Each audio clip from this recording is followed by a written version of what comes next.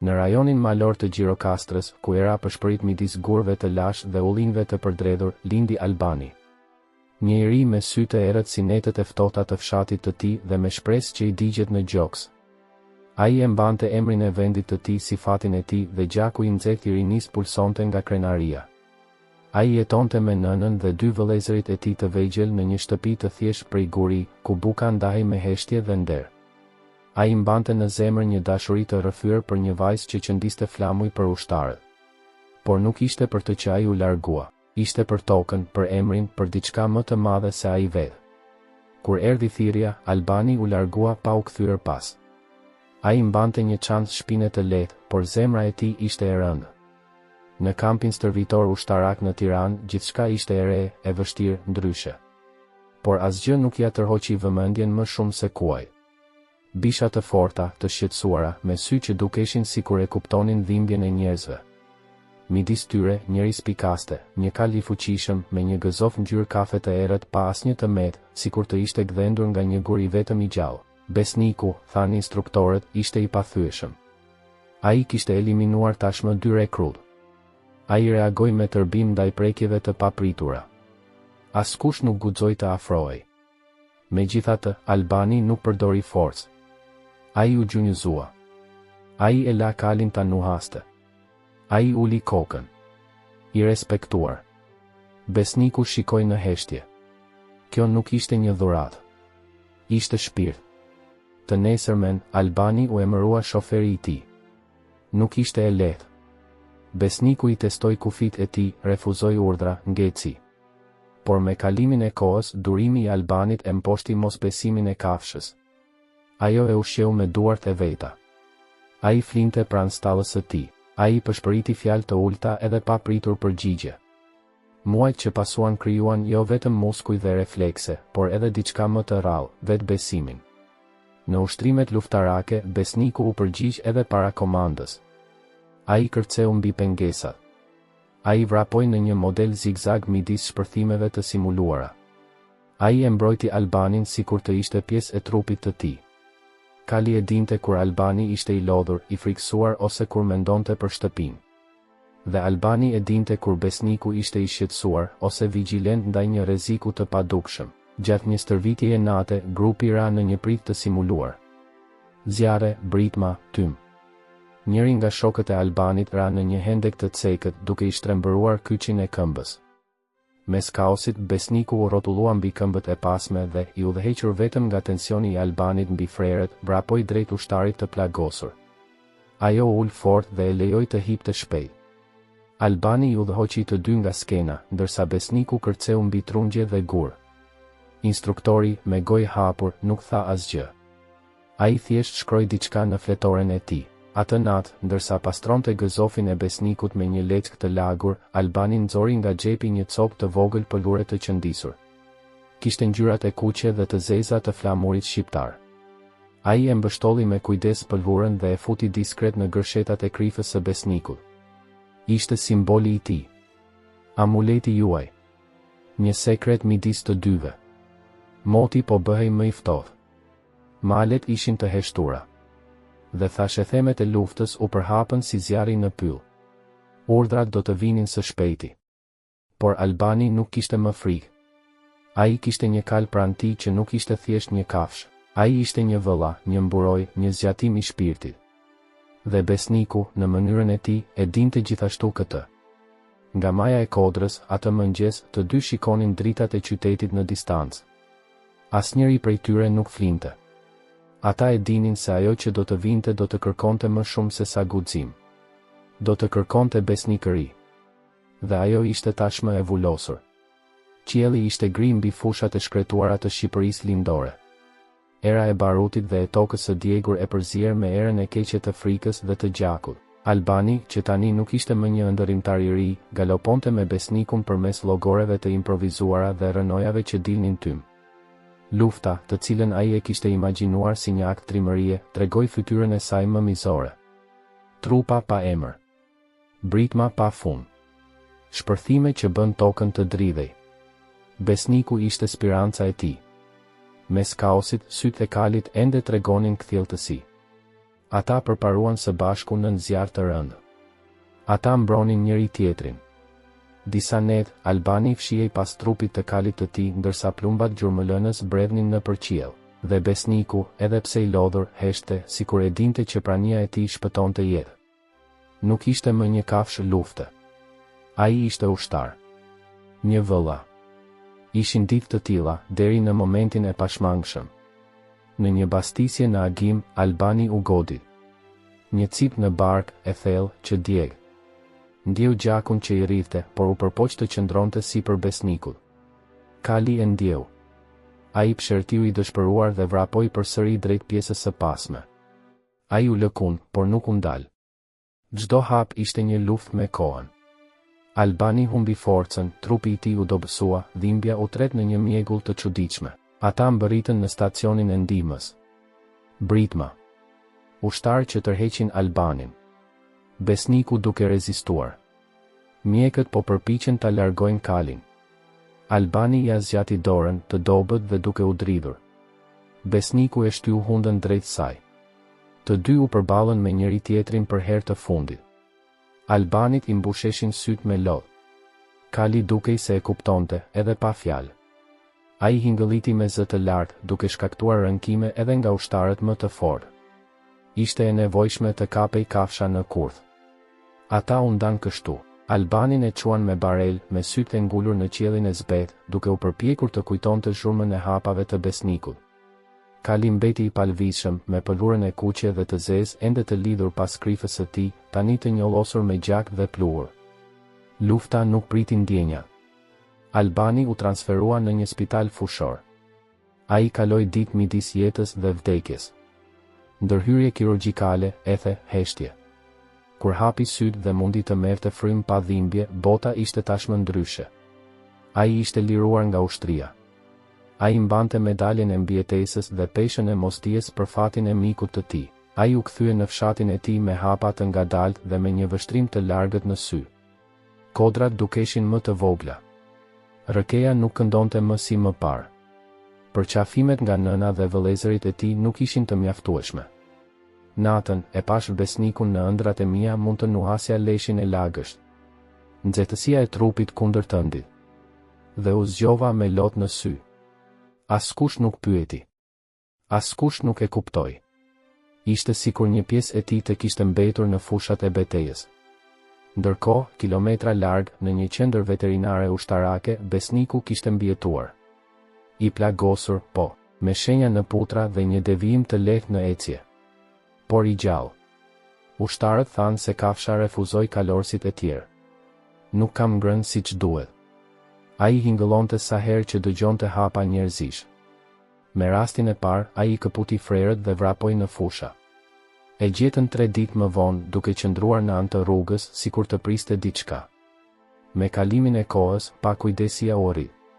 Besniku nuk i pranonte më kufizimet e një stalle. Sytë e tij kërkonin diçka përtej horizontit. Gjithmonë i fiksuar në vijën ku takohen qielli dhe toka. Nuk kishte asnjë urdhër që mund ta bënte të qetësohej. Ai dukej sikur e dinte se diçka kishte mbetur pas. Ose më saktë, dikush. Ishte fillimi i një udhëtimi pa harta. Një udhëtim i nxitur nga një instinkt që as burrat nuk e kuptojnë. Albani, në fshat, e shikonte lindjen e diellit me mall në sy. Besniku, në një shteg të harruar, shikoi të njëjtin diell, me mall në gjoks. Edhe pse të ndar nga lufta, të dy e dinin, besnikëria e vërtet nuk njeh distancë. Thjesht ec. Vitet kaluan si era midis gurve të fshatit të vjetër të Gjirokastrës. Albani, tani me flokë të thinjur dhe me ecje të ngadalt, ishte shndërruar në një figurë të heshtur, pothuajse fantazmë. Fqinjet e respektonin, por pak veta i afroheshin. Ai ishte ushtari që u kthye nga lufta, por që nuk u kthye kurrë plotësisht. Fëmijët e shihnin atë si një burr nga një kohë tjetër. Të rriturit e përshëndetën me nderim, por shmangën përmendjen e të kaluarës së tij. Albani nuk foli shumë. Ai kujdesej për një kopsht të vogël perimesh në pjesën e prapme të shtëpisë së tij prej guri. Ai mbolli domate, barishte dhe një rresht me lule dielli që askush nuk i kuptonte. Ndonjëherë ai ulej në buzë të shkëmbit, aty ku deti takohej me shkëmbind, dhe qëndronte atje për orë të tëra. Vështrimi i humbur në horizont, sikur priste diçka që vinte nga larg. Askush nuk e dinte, por çdo ditë ai shikonte të njëjtin vend, shtegun prej dheu që të çonte në male. Dhimbja e luftës nuk ishte vetëm në plagët në trupin e tij, por edhe në heshtjen që mbante në shpirt. Ai kishte humbur miq. Ai kishte humbur pjesë të vetes, por asgjë nuk e lëndonte më shumë se mosdia se çfarë i kishte ndodhur besnikut. Kali nuk ishte thjesht një kafshë e çfarëdoshme. Ishte një copë e jetës së tij e rrëmbyer pa paralajmërim. Dhe edhe pas kaq shumë vitesh, zemra e tij ende rrite fort kur era sillte aromën e largët të argjilës së lagësht. Ndërkohë, larg, në ndonjë lugim të harruar në Shqipëri, një kal i vjetër me qime ngjyrë kafe të errët po thyente kufit e asaj që ishte e mundur. Besniku, i plagosur nga betejë, humbja dhe vitet, kishte ikur.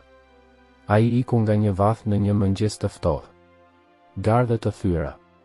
U ngjit në kodra, qytetet e shmangura.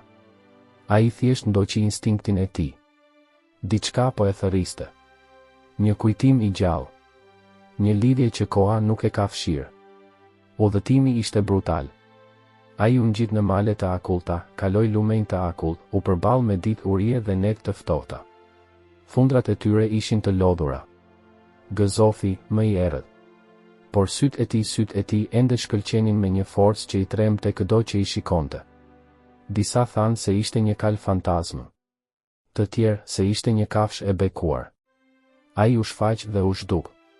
Kalova nëpër fusha të braktisura. Unë fjeta jashtë. Gjithmonë duke ecur përpara, baring tregonin histori në kafenet rurale.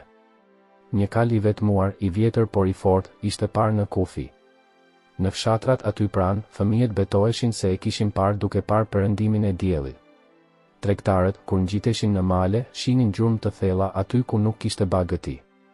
Dhe çdo raport sillte të njëjtin përshkrim, një kal i errët si nata, me një ecje të lodhur por të vendosur, që mbante në sytë e tij një mall pa emër. Legjenda filloi të merrte formë. Ata thanë se ai po kërkonte një pronar të humbur. Një vëlla në krah.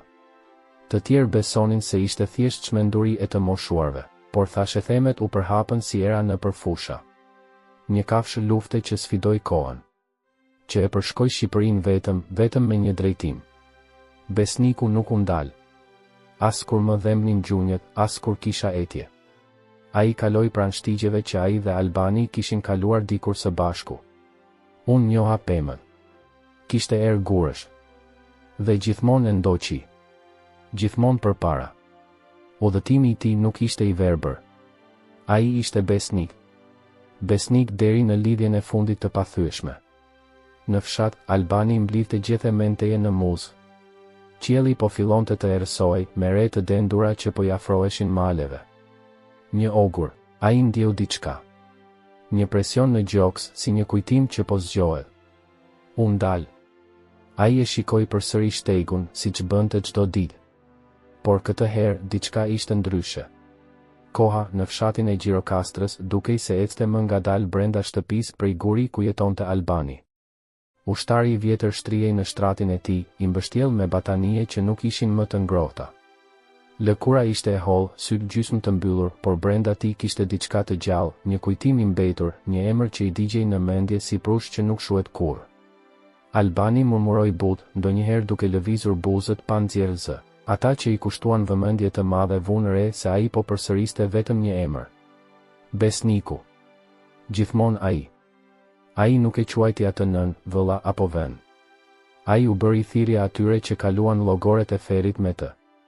Trupi i tij po dobësoi, por kujtesa po i rikthehej me forcë. Putrat në baltë. Ngrohtësia e leshit ngjyrë kafe. Pëshpëritja e erës midis frerëve. Ishte sikur besniku të ishte përsëri atje, pranë shtratit të tij. Fshati, diskret dhe tradicional, e dinte tashmë se momenti po afrohej. Familja e kishte thirrur priftin. Fqinjet ndezën qirinj, gruaja që kujdesej për të vdekurit i përgatiti me diskrecion rrobat e varrimit, siç ishte zakon. Askush nuk foli me zë të lartë. Të gjithë e kuptuan. Albani, luftëtari i heshtur, po shuhej. Atë pasdite, kambana e kishës ra vetëm një herë. Ishte shenja. Albani ishte zhdukur. Syt u mbyllën në paqe. Gjoksi, i cili më parë ishte i munduar, pushonte i qetë. Vdekja e tij ishte e qetë, si dikush që sapora në gjumë pas një shëtitjeje të gjallë. Nuk kishte lot skandaloz. Vetëm heshtja e humbjes së vërtetë. Duart ishin të kryqëzuara në gjoks dhe pranë shtratit, mbi një copë të vogël të palosur, shtrihej qëndisja kuq e zi që dikur kishte qenë në krifën e besnikut. Lajmi u përhap në të gjithë fshatin si era midis ullinjve. Përgatitjet kanë filluar. Çarçaf të bardh ishin varur. Trupi do të varrosej në shtëpi, siç është tradita. Arkivoli i thjesht dhe i errët prej druri u mbajt nga dy burra me duar të ngurtësuara. Në çdo cep të dhomës ndizej një qiri. Në gjoksin e Albanit mbështetej një medalje e vogël ushtarake nderi, dhe midis gishtërinjve të tij, e vendosur me kujdes, ishte një fotografi e vjetër dhe e konsumuar, e tij pranë një kali gështenje, në një kohë që pak veta e kujtojnë ende. Ndërsa të gjallët thanë lamtumirën e tyre, toka ndjeu diçka të lëvizte. Kilometra larg, besniku po përparonte. Trupi i tij ishte i vjetër. Shëtitja, më e ngadalë. Por drejtimi ishte i qartë. Putrat, edhe të lodhura, ju bindën thirrjes së zemrës. Fshati u shfaq në distancë. Era e drurit. Aroma e fshatit. Dhe diçka tjetër një erë që besniku e njihte, edhe pas kaq shumë vitesh. Aroma e shtëpisë, disa që në fshat filluan të ulërinin. Të tjerë u fshehan. Zogjt ndaluan së kënduari. Kishte diçka në ajër. Sikur koha do të mbështillej në vetvete. Pleqt ndjenin dridhjet në shpinë. Qielli filloi të errësohej, edhe para e shiu. Ajri u trash, sikur të priste një mrekulli të heshtur. Askush nuk e pa ende. Por silueta po afrohej. Në rrugën e dheut, mes hijeve të gjata, një figurë e vetmuar ecte me dinitet. Nuk kishte nxitim. Ishte fati. Besniku mund ta nuhaste lamtumirën. Dhe edhe pa e ditur se çfarë do të gjeja, e dija që duhej të isha atje. Pranë dikujt që nuk pushoi kurrë së dashuruari, brenda shtëpisë filloi procesioni. Arkivoli u ngrit me kujdes. Qirinjt po dridheshin. Syt ishin ulur. Hapat ishin të ngadalë. Dhe ndërsa këmbët e paraprekën tokën jashtë, silueta e besnikut, tani e dukshme në distancë, përshkoi fushat si një fantazmë lufte, e udhëhequr vetëm nga besnikëria. Ribashkimi midis herojt dhe shokut të tij nuk kishte ndodhur ende. Por diçka më thoshte se vdekja nuk do të ishte fundi. Procesioni i varrimit lëvizte ngadalë nëpër rrugët prej gurit të qytetit. Dielli, i fshehur nga rreth e dendura, lyente gjithçka me nuanca të zbehta gri. Përpara, arkivolin e Albanit e mbanin 4 burra me hapa të vendosur e të heshtur. Pas, rreshti i vogël i anëtarëve të familjes dhe fqinjeve vazhdonte të mbante zi të përmbajtur. Askush nuk foli. Askush nuk guxoi ta thyente heshtjen që rrethonte lamtumirën e ushtarit që kishte preferuar vetmin ndaj duartrokitjeve. Varrezat ndodheshin në një fushë të ngritur, të rrethuara nga selvi të lashta. Atje, të vdekurit pushonin larg zhurmës së botës. Albani do të varrosej pranë prindërve të tij. Varri ishte tashmë i hapur dhe toka e errët priste trupin e një njeriu që kishte dhënë gjithçka pa kërkuar asgjë. Kur arkivoli u vendos në buzë, të pranishmit ulën kokën. Lutjet filluan, të ulta, të ndërprera nga emocionet. Qirinjt vezullonin. Era pëshpëriste në përpem. Gjithçka dukej se ndiqte rrjedhën e saj natyrore derisa një tingull përshkoi ajrin si një te i padukshëm. Një hingëllim. I fortë. I gjëmueshëm. Duke ardhur nga kodra më e afërt. Të gjithë u kthyen në të njëjtën kohë. Dhe pastaj ata pan. Në maj të kodrës, kundër qiellit me re, spikaste një figurë imponuese. Një kal i madh me një qime kafe të errët, uniform, sikur të ishte derdhur në bronz të gjallë. Ai ecte me hapa të ngadaltë, por të sigurt. Syt ishin fiksuar te arkivoli. Trupi i tij ishte i hollë, por dinjitos. Çdo lëvizje kishte një qëllim. Askush nuk guxoi të fliste. Askush nuk mori frym thellë. Besniku. Prania e tij ngriu kohën. Kali zbriti kodrën në heshtje, kaloi portën e hekur të varrezave, kaloi rreshtat e varreve dhe ju afrua varrit të Albanit. Njerëzit krijuan hapësirë instinktivisht, ata nuk mund ta shpjegonin pse. Por ata e dinin se po përballeshin me diçka që i tej kalonte çdo kuptimi. Besniku u ndal në buzë të varrit. Ai uli kokën. Dhe pastaj, me delikatesë mbi natyrore, ai lëshoi atë që kishte midis dhëmbëve. Një copë e vogël kuq e zi, e konsumuar nga koha, e njollosur me pluhur dhe gjak të tharë. I njëjti simbol i fshehur nga Albani vite më parë. E njëjta hajmali me fat, e harruar nga kaq shumë njerëz, por e ruajtur nga besniku si pjesë e shpirtit të tij. Objekti ra mbi arkivol si një nënshkrim i heshtur. Dhe në atë moment, një burr në fund të turmës ra në gjunjë, një shok i vjetër lufte, një nga të paktët që ende e kujtonte atë histori. Ai e njohu simbolin. Dhe pastaj, sikur të ishte thyer një digë, të qarat përfshiu tërë fshatin. Nuk kishte të bënte vetëm me vdekjen e Albanit. Ishte për shkak të asaj që nënkuptonte. Besniku ishte kthyer. Unë kisha udhëtuar pa hartë. Duke u përballur me shtigje të ftohtë, u ri. Të jesh atje. Në atë moment të saktë. Për të përmbushur një premtim që asnjë njeri nuk e kishte parë kurrë. Frymëmarrja e tij ishte e rëndë. Por sytë e saj, të lagësht, ishin plot paqe. Ai kishte mbërritur. Misioni i tij u krye. Besniku e shtypi hundën pas arkivolit. Një gjest i ngadalt, i përmbajtur. Si një lamtë mirë. Si falënderim. Si një vajtim. Kjo imazh mbeti përgjithmonë i skalitur në kujtesën e fshatit. Disa thanë se kali qau. Të tjerë betoheshin se ai murmëriti një tingull të fundit, diçka midis një pëshpëritjeje dhe një vajtimi. Nuk kishte rëndësi. E vërteta ishte e thjeshtë dhe brutale, Albani nuk u varros vetëm.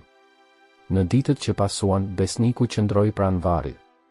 Ai refuzoi ushimin nga të huajt, por pranoi të flinte në hijen e Selvis më të afërt. Ai nuk u përpoq më kurrë të ikte. Ai nuk u largua më kurrë. Ai u kujdes nga banorët si kujdestar. Ai do të jetonte atje deri në fund të ditëve të tij, në paqe, aty ku gjithmonë kishte dashur të ishte. Varri i Albanit u bë një vend nderimi. Pëllura e lënë nga besniku u vendos në kornizë dhe u vendos aty, e mbrojtur nga xhami. Historia u përhap. U bë një këngë. U bë një përrall e treguar rreth zjarrit. Por për ata që e pan, nuk ishte kur një legjendë. Ishte e vërtetë. Një histori e vërtet besnikërie që as koha as vdekja nuk mund ta fshin.